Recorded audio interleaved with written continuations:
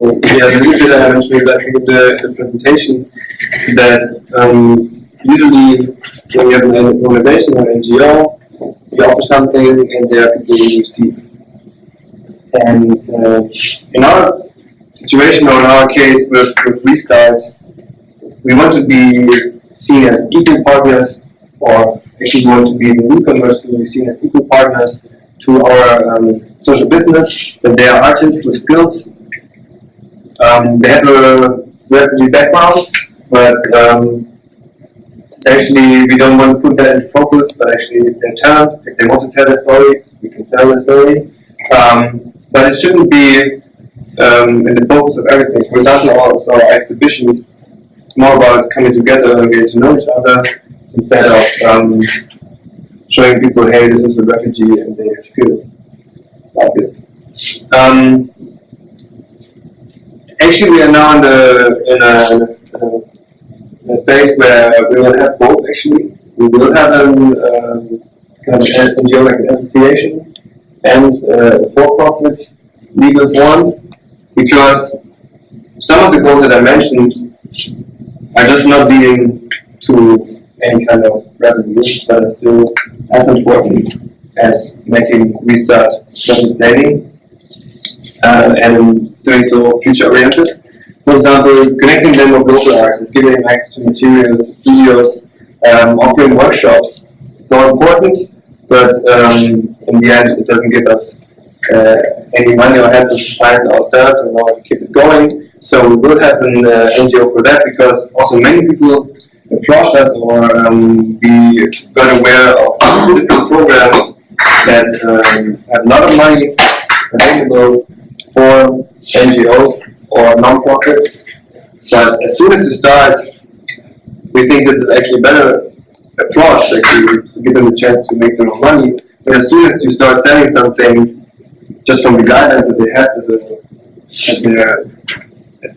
in their organizational form, they just can't give money to us. So we will have both the association and the for-profit. Once artwork is sold, 70% go directly to the artist and 30% stay with us with Restart. And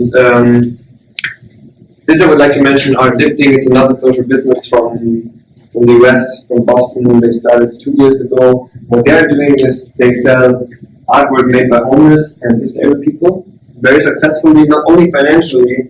They just raised like $1 million in funds in order to continue and grow, but especially in the social impacts they created. So on their website you can find out a lot about the people they were working with, how the sale of artwork gave them so much like appreciation and confidence again. They started to get housing again, for example, and structure their daily lives. And so this was an inspiration to me. I thought, okay, let's take the model, modify it a bit, and just apply it to the situation that we have in Germany and Europe. So all what I've told you, like right after our trip to Israel and Palestine, I wrote down on a Facebook post and told them, hey, why don't we look with artists here back in Germany? Let's start this online marketplace.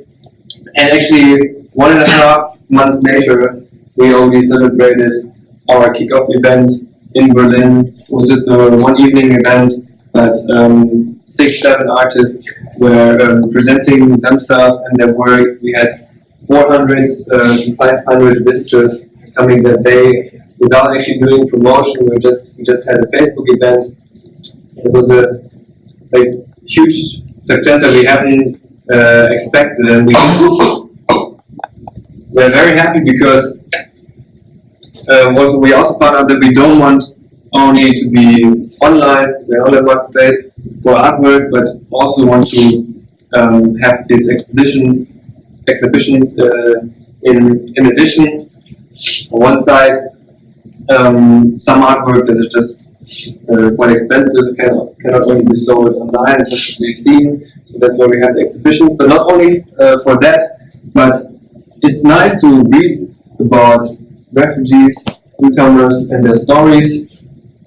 But even those that are interested in the topic, most of them have not or have never met a person who actually had to leave their country and talk to them.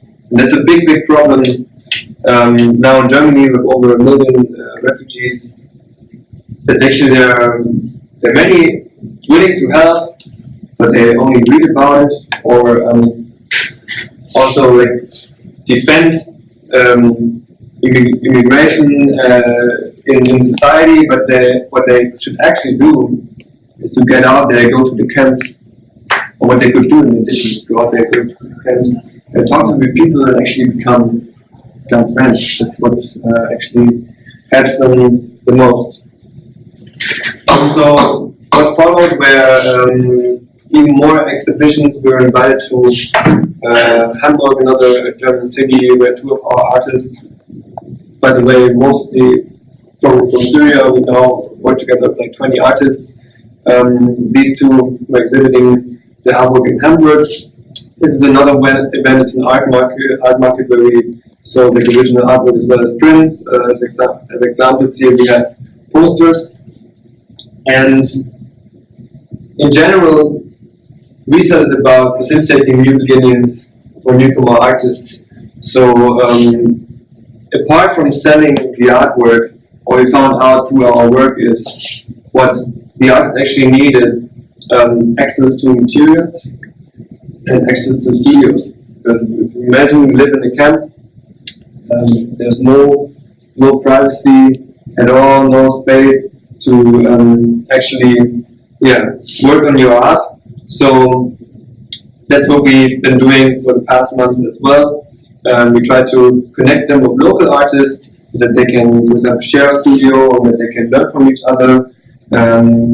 Like at the same time, learn the language, learn more about the culture. And on the other hand, we also try to expand research already to other European countries, since there's a lack of such social businesses or programs, not only in Germany, but actually all over Europe. There are refugees all over Europe, but they're missing these kind of offers. So we recently started research. Austria, for example, there's another team of like 8 people now already, actually more than we are in Berlin, but it's amazing how many people actually want to get active and want to contribute and see great potential there. And one thing that I also want to mention, we've been talking a lot, I'm actually at the end of my presentation, but another thing that I want to mention is that we are talking a lot about the refugee crisis, but actually that's the wrong term, because it implies that the refugees are the source of this crisis, which they aren't. So we should think about that a little bit. Then I really admire like your work, yours as well, that you really go on the ground and see what's happening. For example, I haven't been to Greece yet. One thing I will do in spring. And it's great if any one of you wants to go to Europe and see what's happening. But concerning or regarding the question of like what can I actually do? Am I able to do something? It doesn't have to be something that big that you go to Europe and work there on the ground. But as you could hear in the second presentation, you don't have to move or go that far to face some similar situations. And you don't even have to go abroad for creating awareness, for example.